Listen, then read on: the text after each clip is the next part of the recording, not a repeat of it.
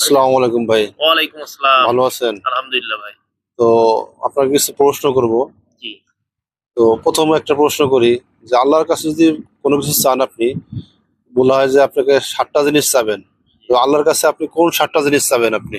আচ্ছা, ধন্যবাদ। যদি আমি মহান আল্লাহ পাকের কাছে আমার জীবনের ৭ টা জিনিস চাই, তো আমি ১ম চাইবো যে আল্লাহ পাক যেন আমার মৃত্যুটা ফজরের নামাজের সময় মৃত্যুটা আমার ধার্য করে, মাশাআল্লাহ, এবং মৃত্যুটা যেন নামাজের ভিতরেই হয়। মাশাআল্লাহ। আর ওই দিনটা যেন শুক্রবার হয়। আর ওই মাসটা যেন কবুল করুন, পবিত্র রমজান মাস হয়। কবুল করুন, আর আল্লাহ পাক যেন আমার শরীরটাকে পবিত্র রাখেন, কবুল করুন, এবং আমার জীবনের সমস্ত গুনাহ যাতে আল্লাহ মাফ করে দেয়।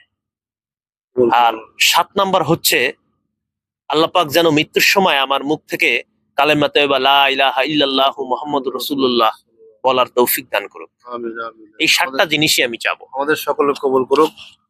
তো আপনি যে কথাগুলো বললেন, এই কথাগুলো আমাদের সমস্ত মুসলমান ইমানদার মুমিন মুসলমান ভাই, আমি সহ আমরা সহ সকলকে যেন এই কথা বলার এবং আল্লাহ যেন আমাদের সকলের মনের আশা পূরণ করুন। সবাই বলে আমিন। আমিন। কবুল করুন।